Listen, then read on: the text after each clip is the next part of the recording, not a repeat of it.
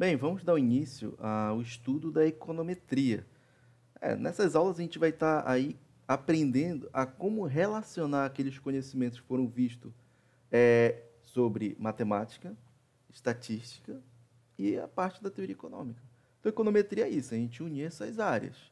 E, num primeiro momento, né, vamos estar estudando, então, o que é essa natureza da econometria? Como é que a gente pode estar utilizando ao nosso favor? Então, a econometria ele é o termo que se refere à medição econômica. Contudo, seu escopo é muito mais amplo.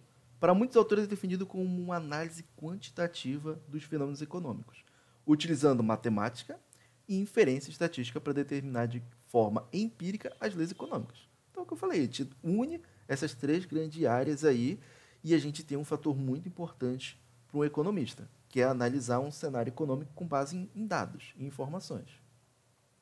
Então, como é que a gente consegue aplicar essa metodologia econométrica? Como é que ela funciona? Qual é o ponto de partida? Então, a primeira coisa que a gente precisa ter em mente é que a gente tem que ter uma inquietação. A gente precisa ter um interesse investigativo. Que tal, então, a gente investigar uma hipótese ou uma teoria econômica para saber como ela está funcionando na prática, numa determinada economia? Então, primeiro a gente precisa expor uma teoria ou hipótese no qual a gente quer investigar. Então vamos pegar aqui o exemplo do Keynes, no qual ele afirmou que o consumo aumenta conforme a renda aumenta, mas não na mesma proporção. Então não significa dizer que você vai ter aí 10% de aumento em sua renda, que você vai repassar automaticamente esses 10% para o seu consumo. Não, vai ser até os 10%, mas é provável que seja menos, tá? Isso é o que a gente chama aí da propensão marginal a consumir, que a gente vai ver daqui a pouquinho. Ó, tá bem aqui, ó. Significa a propensão marginal a consumir. Isto é, a taxa de variação no consumo por variação em uma unidade da renda é maior que zero e é menor do que 1. Tá? Então a gente já tem aí a ideia do Keynes e como a gente pode representar isso agora de forma matemática. Então, primeiro caso, pegamos uma teoria econômica. Segundo, a gente tenta escrevê-la de forma matemática, esse relacionamento. Então, para medir esse relacionamento funcional aí, a gente pega uma função e simplesmente vamos relacionar as nossas duas variáveis. Quem? Y como despesa do consumo, que é uma variável dependente. X vai ser a renda, que é uma variável independente. E aqui a gente tem algumas informaçõezinhas, né? O beta 0 é o intercepto e o beta 1 é o coeficiente angular, no qual ele vai medir aí a propensão marginal a consumir. Turma, isso daqui é basicamente aquela nossa função do primeiro grau que a gente vê, tá? Uma função linear, f de x igual a x mais b. Em que esse nosso a aqui é o coeficiente angular e esse cara aqui, ele vai ser o nosso intercepto.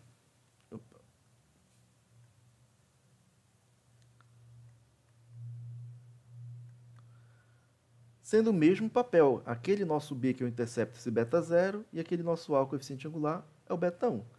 Como o Keynes afirma que a propensão marginal a consumir tem que ser um número entre 0 e 1, então a gente coloca uma condição aqui. E a gente espera que esse beta 1, que é o coeficiente angular, esteja nesse intervalo. Aí a gente consegue confirmar a teoria de Keynes estabelecida. Só que aqui a gente tem ainda um modelo matemático. Se a gente pegar isso aqui e realizar um gráfico, isso aqui é uma reta, tá bom? Ah, eu tenho até aqui no material, perdão. Também aqui, ó, a gente tem uma reta, onde essa inclinação aqui seria beta 1, tá bom? Beta 1 e aqui o beta 0. Quem é o intercepto? É esse cara aqui, que vai estar cortando o eixo Y, nesse caso, despesa-consumo. E a propensão marginal a consumir vai ser essa inclinação. Ah, se eu tiver uma reta com uma inclinação dessa, então essa propensão marginal aqui é muito maior. Se eu tiver uma reta com uma inclinação aqui um pouco menor, então a propensão marginal dele aí a consumir é menor. Veja que então a gente tem uma inclinação dependendo aí desse ângulo, que é o beta 1. Só que aqui, turma, na matemática a gente não tem nenhum tipo de erro, né? Quando a gente faz essa função, todos os pontos estão contidos nessa nossa reta. É uma função linear, uma função matemática, tá?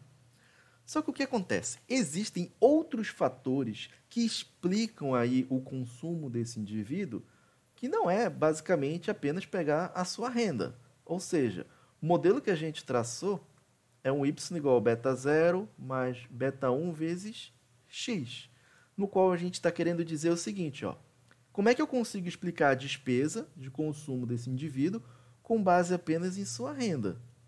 Só que existem outros fatores que vão estar aí explicando o comportamento dessa despesa desse indivíduo, não apenas a sua variação de renda. É aí que entra o nosso modelo estatístico ou econométrico, tá? Ele vai se diferenciar de um modelo matemático por considerar outros fatores que afetam as despesas do consumo, que não foram ou não podem ser mensurados. Então, ele não é um modelo exato, tá? Ele tem o quê? Sempre existe um erro de medição. Qual é esse erro? Quais são esses fatores que eu não incorporei no meu modelo?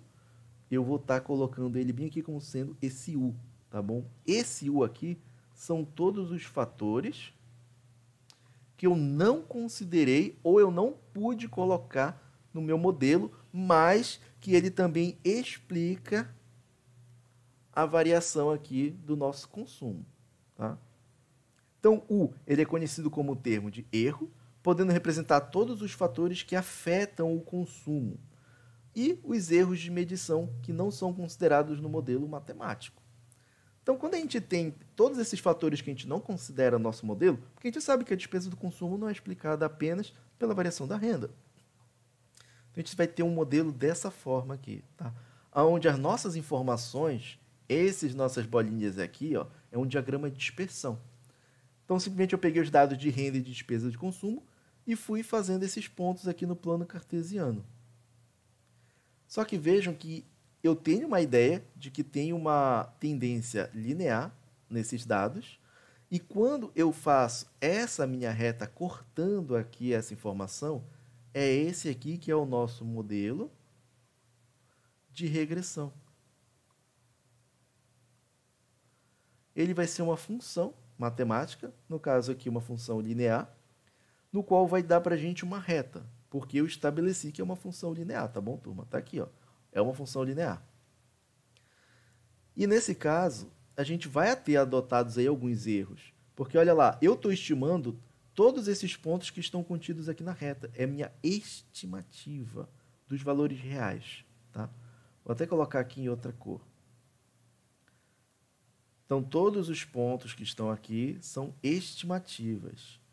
E como eu tenho em vermelho os valores reais, essa distância que eu vou ter entre o ponto vermelho e o meu ponto da minha reta, que vai ser quem? O meu U, que é um fator no qual eu não estou conseguindo controlar, porque eu não inseri no meu modelo. Então, se fosse só a renda responsável por isso, o valor correto seria esse ponto bem aqui, ó, esse ponto preto. Mas, como existem alguns fatores que eu não coloquei no meu modelo, ele tem uma certa distância, que é esse meu erro U, tá? Que são fatores externos. Então, nesse nosso modelo de regressão, a gente considera erros e variáveis que a gente não coloca no nosso modelo. Por isso que os pontos não estão em cima da nossa regra de regressão. Bem, mas para a gente poder fazer aquilo, a gente precisa o quê? Obter os dados, tá bom? Então, é necessária a obtenção dos dados para estimarmos aquele modelo econométrico, no qual vai estar gerando o quê? Essa minha reta aqui, tá bom? Eu preciso saber qual é essa equação que vai gerar essa minha reta de regressão. Então, vamos pegar aqui, por exemplo, a economia dos Estados Unidos no período de 1960 a 2005, tá? Onde o Y vai ser as despesas de consumo de pessoal agregada em relação a X, que é o produto interno bruto. Então, aqui a gente tem essas informações na tabela 10.1. Eu estou tirando essa aula aqui embasada no livro do Gujarati. Então, vocês conseguem encontrar essa tabela lá. Então, está aqui, a coluna varia o tempo. Aqui vai estar variando, cada ano a gente tem uma informação de despesa de consumo pessoal e a cada ano a gente tem o PIB. Então, a gente vai ter uma lei que associa aí a despesa de consumo pessoal com o PIB, que é uma nossa função, que é o modelo econométrico que a gente vai estar estimando. Então, no decorrer das próximas aulas, vocês vão ver como estimar aqueles parâmetros. Ou seja, quando eu falar de estimar os parâmetros, simplesmente eu estou falando em obter as estimativas desse nosso beta 0 e o nosso beta 1. Tá? Então, com base no qual vocês vão aprender a estimar esses parâmetros, vamos supor que já foi feito aí o nosso modelo de regressão e está sendo fornecido aqui pela nossa equação 10.3. Então, a gente tem o nosso intercepto sendo menos 299,59. O nosso beta1, que é o coeficiente angular, sendo 0,72 vezes x. Primeiro, ele segue o que o Keynes falou? Bem, eu queria que esse nosso beta1 aqui, esse beta1, ele fosse um valor entre 0 e 1. Perfeito, deu 0,72. Tranquilo. Como é que a gente interpreta isso? Um aumento de $1 na renda real levava, em média, veja que tem até em negrito, tá? Porque aqui a gente tem que falar uma coisa. As estimativas que a gente vai estar fazendo com o modelo é em média. Um aumento de 72 centavos nas despesas reais do consumo. Então, mas como é que eu podia lembrar que isso vai dar esse resultado de 72 centavos? A gente tem simplesmente o nosso modelo estimado, tá bom? E você iria fazer a derivada desse modelo aí, da variável y, em relação a x. Quando fizer essa derivada, menos 299,59 é constante, derivada é zero, e a derivada de 0,72 vezes x é 0,72. Então agora a gente sabe que uma variação aqui em x provoca uma variação de 0,75 em y. Vamos verificar como fica então esse diagrama de dispersão, né, com a nossa reta de regressão. Então veja que cada bolinha dessa aqui é um dado que a gente tem no diagrama de dispersão. E essa reta em preto é o modelo de regressão que a gente tem estimado, tá bom? Foi aquele de menos 299,59 mais 0,72 vezes x. Tá? Esse aqui é a nossa função linear que se ajusta a esses dados. Verifique aí que os pontos estão um pouco só distantes da reta. Então significa que o nosso modelo foi muito bom. Só o PIB, no caso, consegue explicar bastante essas despesas de consumo pessoal. Mas, voltando aqui, ó, significa dizer que eu tenho como afirmar que esse 0,72 eu já posso fazer as minhas conclusões, as minhas inferências em relação a ele? Não. A gente tem que fazer testes de hipótese, tá bom? Porque isso aqui é só um modelo estimado, mas eu tenho que fazer um teste de hipótese. Pega a hipótese nula e verifica se esse beta1 é igual a zero ou se esse beta1 é diferente de zero. Se a gente não tiver aí nenhum indício para não rejeitar, no caso, a hipótese nula, então o beta1 ia ser igual a zero. Ah, mas aí eu tenho evidências para rejeitar a hipótese nula. Ou, no caso, não aceitar a hipótese nula. Então a gente vai pegar a hipótese alternativa que o beta1 é diferente de zero. Opa, se o beta1 é diferente de zero, então eu posso estar utilizando o 0,72. Mas isso é com base lá na inferência estatística com teste de hipótese. Por isso que o nosso próximo passo é isso. Faz o teste de hipótese para provar que, de fato, o que o Keynes afirmou, o PMC fosse positivo, mas menor que 1. Faz o teste de hipótese que você tem como fazer essa conclusão. Tá? Então, devemos testar estatisticamente se o 0,72 é menor que 1, utilizando o quê? A inferência estatística, que são os testes de hipótese que vocês já aprenderam. Então, dessa forma, o modelo econométrico pode ser interpretado conforme Keynes. Então, não é só estimar o modelo que a gente já sai interpretando. Não. Faz os testes para verificar a significância daqueles parâmetros estimados, para então a gente ter, com base num grau de incerteza, a nossa interpretação. Já falei sobre o PMC, que é muito interessante nessa abordagem, mas também a gente pode ter interesse aqui em fazer projeção ou previsão. Na economia é muito comum querer fazer previsões.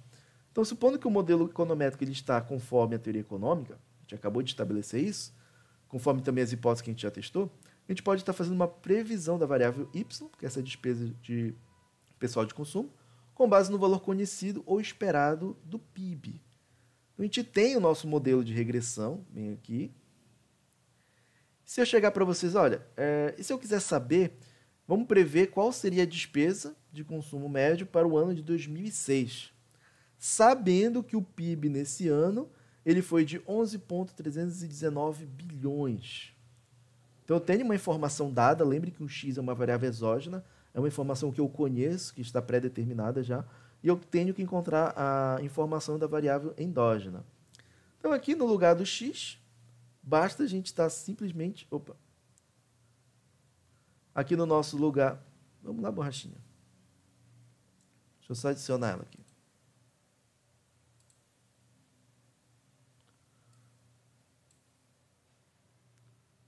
Prontinho. Então, simplesmente joga essa informação aqui do x, que eu tenho interesse, na nossa regressão.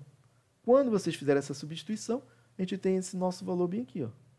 O valor de 7,870 bilhões.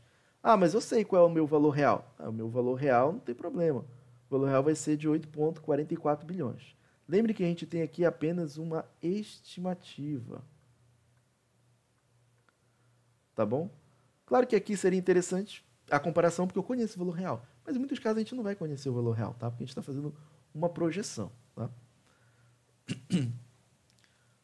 Qual o tipo de uso que pode ter esse nosso modelo? Bem, ele pode ser utilizado para modelo para fins de controle de política pública. Então, suponha que o modelo aí, a gente quer simplesmente verificar o seguinte: a gente já está estipulando que vai ter uma despesa de consumo que vai ser de 8,750 bilhões em dólares de 2000, tá?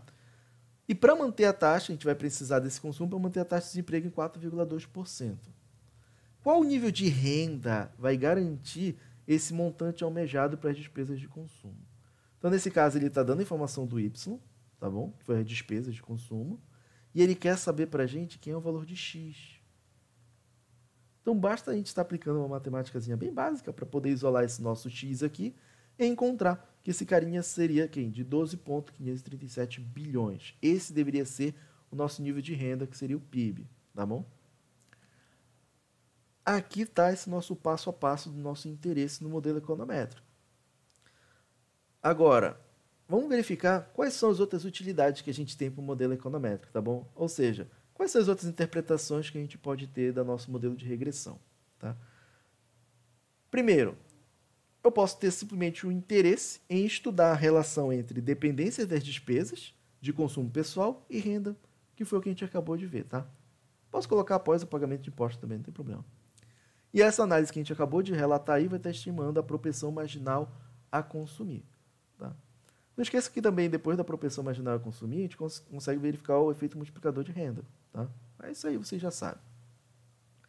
2.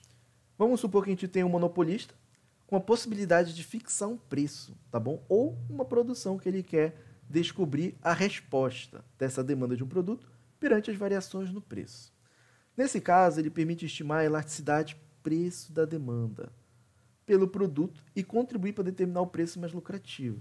Ou seja, lá nas disciplinas de matemática, de micro, de macro, vocês ouviram falar, elasticidade, elasticidade. Tá, mas vocês sabem como calcula? Professor, eu sei calcular uma elasticidade. A elasticidade, ele vai ser igual. Quem? Ele vai ser a variação aqui de Q dividido pela variação em P vezes P dividido por Q. Tá, beleza, mas isso não responde muito bem a pergunta. Isso é só um cálculo. Tu precisa de outras informações. Que informações? Você precisa saber quem é essa variação de Q, quem é a variação de P. Tá? Vocês precisam de muitas informações aqui. Só que quando a gente vai trabalhar com econometria, é apenas com base com dados, com as nossas informações. Com base nas nossas informações que a gente consegue estabelecer isso daqui. Lá era muito fornecido para vocês. Tá? Mas agora basta a gente ter, por exemplo, essa aqui é uma quantidade demandada e o preço. Elasticidade preço da demanda. Tem como a gente estimar a quantidade demandada, então a gente vai ter a função da demanda, e com base na função da demanda a gente consegue estabelecer a elasticidade. Tá? E quem é que vai ser essa nossa elasticidade aqui? Vai ser lá aquele nosso coeficiente angular. Tem como a gente provar isso para vocês nas próximas aulas. Ele que vai ser a elasticidade. Mas eu ensino lá na frente, tá bom? Então vejam que a elasticidade que vocês tanto almejam é agora que vão descobrir como calcular na prática. 3. A economia monetária diz que, sendo tudo mais constante, ceteris paribus, quanto mais alta a taxa de inflação, menor a proporção de sua renda que as pessoas desejarão manter em forma monetária. Uma análise quantitativa dessa relação permitiria ao economista prever a quantidade de moeda como proporção de sua renda, que as pessoas desejam manter sob diferentes taxas de inflação. A gente consegue fazer esse relacionamento para poder estar fazendo esse tipo de previsões. 4. O diretor de marketing de uma empresa pode querer saber como a demanda dos produtos de sua empresa se relaciona com as despesas de publicidade. Ou seja, posso pegar informações aí de um mês de quanto o diretor de marketing gastou com publicidade e quanto ele teve de demanda pelo seu produto. No outro mês, quanto ele gastou, quanto foi a procura. Com base nessas informações, eu tenho como relacionar despesa com marketing e a demanda. E fazer o quê? Calcular aí a elasticidade da demanda em relação às despesas com publicidade. Então, com base nessas informações, eu posso estar sendo aí é muito utilizado na hora de estar instruindo o diretor para dizer qual seria o orçamento de publicidade ideal que ele poderia estar alocando para poder fazer com que tenha aí um aumento na demanda. Só que assim, turma, tem uma coisinha que eu até coloquei aqui como... pode ser só um asterísticozinho, que é regressão versus causação. Tá? Ah, professor, mas então quer dizer que eu posso estar medindo o relacionamento de duas variáveis econômicas, y, estou botando y e x, mas são qualquer variáveis econômicas, tá? Posso relacionar isso por esse modelo? Vou botar o uzinho aqui? Pode. Só que aí você tem que estar embasado por uma teoria, por uma hipótese que você queira testar. Foi como eu disse, quando a gente começou lá aquela parte da metodologia econométrica, a gente estabeleceu de uma hipótese lá que foi a teoria keynesiana. Só que a gente tem que entender o seguinte, a estatística, no caso a econometria, vai fornecer esse relacionamento porque ele é algo matemático. Então, se você colocar qualquer informação para y e para x e pedir para ele gerar esse modelo econométrico, ele vai gerar.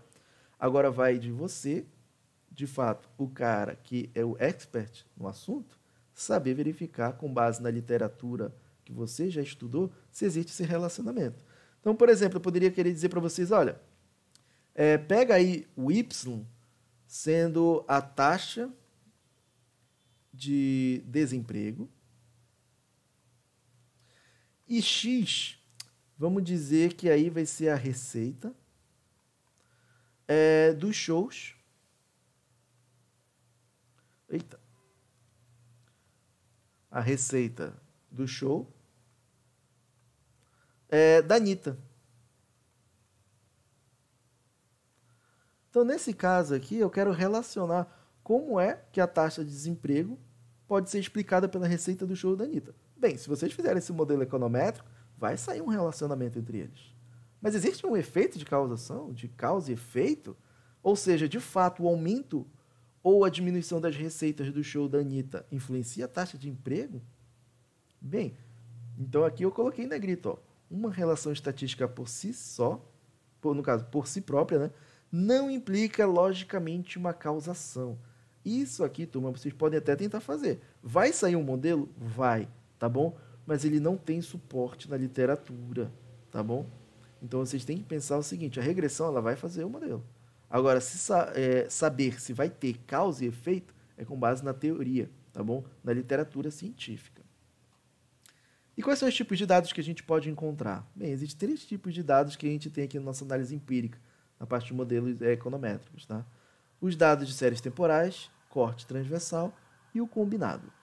Os dados de séries temporais já foi visto lá nas matérias iniciais de estatística, tá bom? Eles simplesmente vão ser um conjunto de observações que vão variar em diferentes momentos no tempo, onde o local e a espécie vão ser elementos fixos. Então, vamos verificar esse exemplo aqui, ó. Número de desempregados em São Paulo no período de 80 a 84. Então, aqui o que a gente tem? Uma variação no tempo, onde cada ano tem um nível de desempregados. Então, tem uma variação no tempo, mas o tema estudado, que é desempregado, e o local, que é São Paulo, são os mesmos. Então, isso aqui é uma série temporal. E existem modelos específicos de séries temporais, tá? Vou gravar uma playlist colocando subséries temporais no canal no YouTube. E o seu gráfico, no caso, vai ser representado por linhas, tá bom? Marcando-se o eixo X, os pontos representativos nos períodos, né? No caso, o tempo, e no Y, a nossa variável de interesse. Então, o gráfico que estaria representando ali aquela nossa tabela seria um gráfico de linha, que é uma série temporal. E, como eu disse, existem modelos apropriados para estar modelando esse tipo de situação.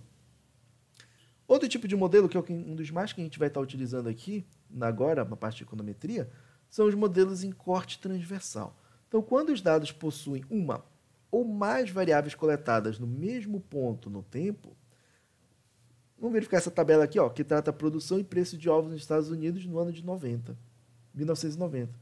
Então, aqui a gente tem dados de corte transversal. Fixa o ano, tá? E aqui a gente tem uma variação dos estados, por isso que é um corte transversal, porque a gente está verificando aí a informação de cada estado, da sua produção e o preço de ovos. E com base nessa nossa base de dados, a gente consegue estabelecer um modelo de regressão, que é para dados corte transversal. E se eu for fazer um gráfico de dispersão? Está aqui o gráfico de dispersão dessas nossas variáveis, tá bom? Preço de ovos e o número de ovos produzidos. Veja que na prática, os dados eles não ficam tão bonitinhos assim, mostrando pra gente um relacionamento linear de uma reta. Não, eles ficam um pouquinho bagunçados mesmo, tá? A gente vai aprender como ajustar esse nosso modelo e se de fato ele vai ser viável ou não. E outro tipo de dados que a gente tem é os dados combinados.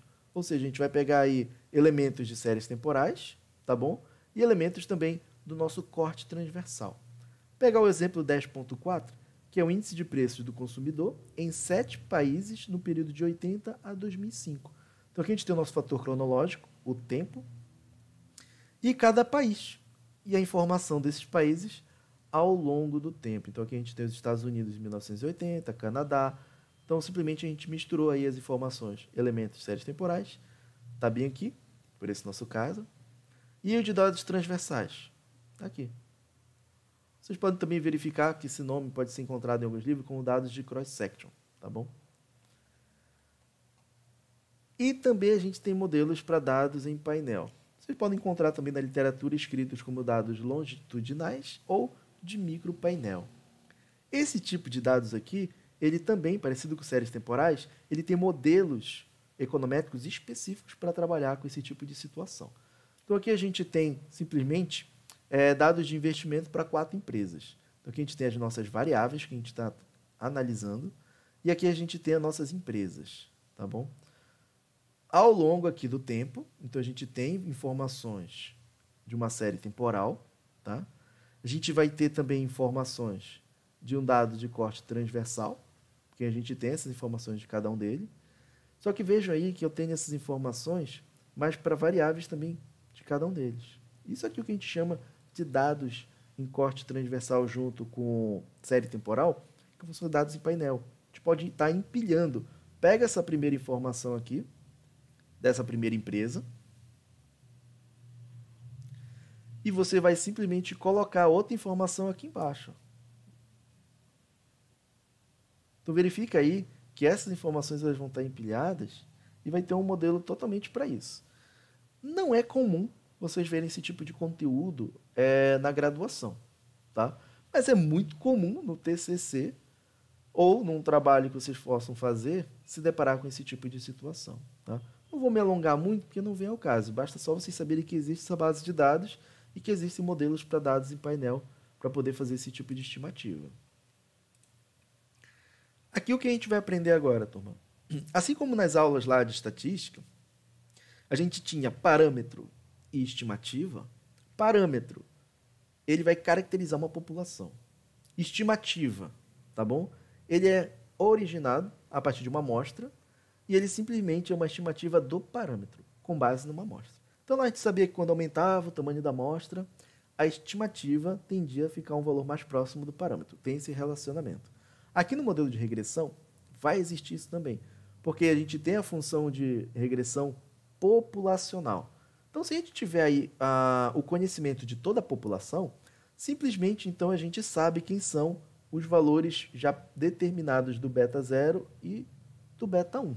Eu já tenho essa informação, porque eu tenho os dados de toda a população. Porém, a gente nunca, não vou dizer nunca, né, mas é bem pouco provável que vocês tenham os dados da população. Geralmente o que a gente vai ter é uma amostra, tá bom? Então a gente vai ter os betas que a gente vai gerar no nosso modelo de regressão, eles são estimativas desse parâmetro desconhecido, tá? Então aqui a gente tem a descrição desse nosso modelo, tá bom? De regressão populacional. E esse uzinho, como eu já falei para vocês, ele vai ser uma variável aleatória não observável, tá? Conhecido como distúrbio estocástico, ou termo do erro estocástico, tá? E ele vai ser um componente aleatório. Vai ter uma distribuição de probabilidade associada a ele, que a gente vai ver nas aulas futuras, para a gente poder estar modelando e verificando se esse erro aí ele está, digamos que, aceitável dentro das suposições que a gente vai estabelecer. E como ele é um erro, no qual eu espero não cometer, então se a gente tirar aí a esperança desse nosso erro, dado a informação de x fornecida, a gente espera que ele seja o quê? Igual a 0. Porque, em média, eu espero não errar, tá? A ideia é muito simples. Posso estar utilizando alguns termos com vocês, ó. Expressões como regressão, equação de regressão, modelo de regressão vão ser sinônimos. Posso também, em algum momento, em algum vídeo, estar falando sobre reta de regressão. Tá? Agora, por que sempre a gente está falando de regressão linear? Bem, primeiro, eu falei para vocês que existe essa nossa relação funcional, beta 0 mais beta 1 vezes x, e aqui é uma função linear. Tá? Então, eu estou relacionando a lei que associa x com y com uma função linear.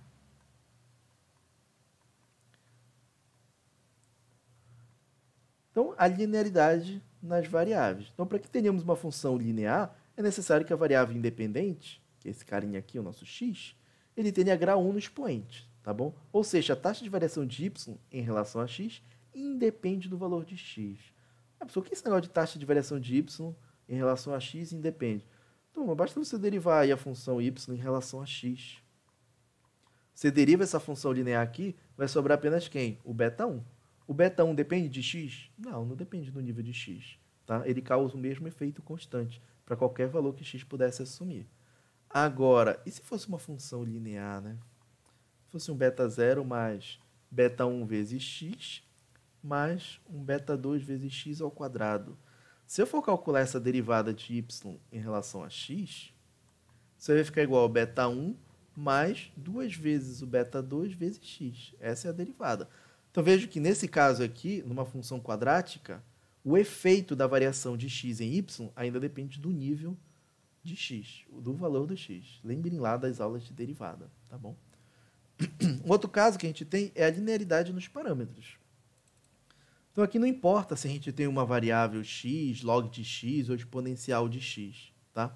O fundamental é que os parâmetros, no caso, os betas do meu modelo, eles estão levados apenas à primeira potência, tá? São lineares nos parâmetros. Mesmo que as variáveis explanatórias x sejam ou não lineares, que foi o exemplo que eu falei bem aqui, ó. Essa variável x ela não é linear. Mas é a variável, os parâmetros são lineares. Tem como a gente estar estabelecendo outras funções para estar aí fazendo essa lei, que é uma função que associa as variáveis econômicas? Tem. Olha, eu posso ter aí uma função quadrática para o nosso modelo de regressão, posso ter exponencial e posso ter também uma função cúbica. O que vai dizer para a gente a forma do relacionamento entre essas variáveis econômicas? Duas. Primeira, ou você já estudou na literatura e já sabe como as duas variáveis econômicas se comportam, ou seja, professor, eu já sei que existe um relacionamento quadrático entre tais variáveis. Beleza, então você já vai colocar um termo quadrático no modelo de regressão e testar. Agora, se você não tiver ideia, simplesmente você vai fazer os gráficos. Pega aí as duas variáveis econômicas e faz um diagrama de dispersão. Se você simplesmente fizer um diagrama de dispersão e o formato desse diagrama de dispersão ficar, por exemplo, dessa forma, então, o quê? Tem indícios de que uma parábola se ajusta muito bem a esses dados. Não vai adiantar simplesmente você dizer, professor, então aqui eu simplesmente vou colocar um modelo de regressão linear. Cara, essa reta não vai se ajustar muito bem a essa base de informações, tá bom? Então, você não vai fazer uma função linear, você vai estabelecer uma parábola. Então, para isso, você vai estar colocando um termo quadrático no seu modelo para estar captando esse nosso efeito. Então, é assim que a gente simplesmente vai estar fazendo nesse ajuste das informações. E a nossa função de regressão amostral? Como é que funciona, né? Para entender, gente, essa função de regressão amostral, vamos supor que a gente vai estar considerando uma população, tá bom? De 60 famílias de uma comunidade hipotética, tá bom? E a gente vai pegar a renda dessas famílias e a despesa de consumo. Ou seja, a renda vai ser o nosso X e o consumo vai ser Y. Ambas medidas em dólares. Então, aqui só para registrar, a gente tem uma população de 60 famílias e simplesmente eu vou tirar duas amostras aleatórias de 10 famílias. Então, dentre essas 60 famílias, eu vou lá e seleciono aleatoriamente apenas 10, tá bom? Vou chamar um N1 igual a 10. Um N1 igual a 10. Aí eu vou lá e pego uma outra amostra, seleciono aleatoriamente mais 10. Seria um N2 igual a 10. E com base apenas nessas 10 informações, nessas 10 famílias, eu posso fazer um modelo de função aqui, né? Uma função de regressão amostral 1 E aqui eu vou fazer uma função de regressão amostral 2. Eu vou fazer um modelo de regressão para essa primeira amostra e um modelo de regressão para essa segunda amostra. Se eu fizesse um modelo de regressão para a população, então eu teria uma função de regressão populacional, que foi o que a gente viu. Então, a estimativa dos parâmetros desses dois modelos que a gente vai traçar vai ser uma estimativa dos parâmetros reais que a gente teria se fosse analisar a população inteira. Lembre das aulas lá de estatística do porquê a gente tem interesse numa amostra, tá? Geralmente a gente não vai pegar a população. Lembre lá das vantagens de coletar uma amostra. Então aqui tem as informações referentes àquela nossa primeira amostra e aqui a gente tem a informação referente à segunda amostra. E com base nesses dados a gente pode estar fazendo aí um modelo de regressão para cada uma das duas. E simplesmente comparar, né? Vamos fazer essa comparação aqui visual. Então aqui a gente tem a função de regressão amostral da segunda amostra e aqui da primeira. Vejam aí que o coeficiente angular não vai ser o mesmo, tá? Porque com base numa amostra a gente tem um modelo de regressão, com base numa outra amostra a gente tem um outro. Não vai ser exatamente igual, porque as amostras vão se diferenciar, tá? Então a gente tem dois modelos aqui de regressão, no qual para cada um deles a gente tem uma inclinação, tá? Então a gente tem essa linha tracejada para o segundo e a linha contínua para o primeiro, tá bom?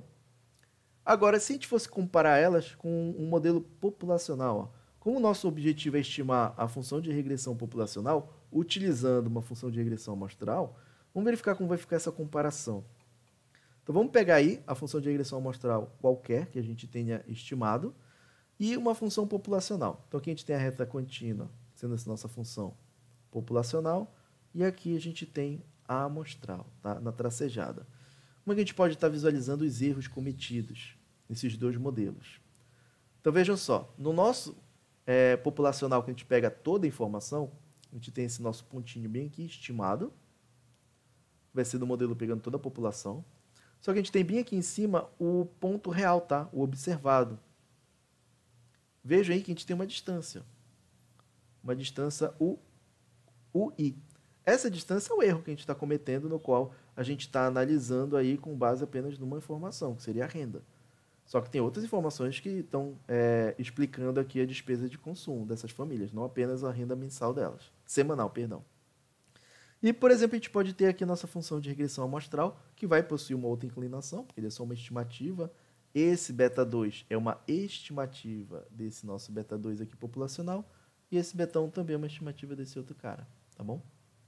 Ah, professor, então quer dizer que aqui a gente comete um erro menor na amostral? Não, isso aqui é só um visual, para vocês verem que, de fato, a função de regressão amostral ela não necessariamente vai ter a mesma inclinação da função de regressão populacional, porque ela é com base numa amostra, tá? Então, aqui para vocês verificarem como funciona o erro em cada uma dessas situações. Então, assim, olha lá. Ó. Note que a função de regressão amostral subestimará a verdadeira função de regressão populacional, devido a variações amostrais. Contudo, a função de regressão amostral é apenas uma aproximação da populacional, existindo outras funções de regressão amostral para realizar a mesma aproximação. Então, eu podia ir lá pegar uma outra amostra e ia gerar uma outra função de regressão. Tá? Então, aqui eu coloquei, no próximo capítulo a gente vai verificar, né, como vai funcionar essa relação da regressão amostral e a populacional, com o objetivo de gerar uma regressão que possua o menor erro possível. Mas antes de a gente, de fato, fazer a estimativa desse modelo, eu vou dar uma pausa e a gente vai verificar o que é uma correlação linear na nossa próxima aula. Tá bom, turma? Então, até lá.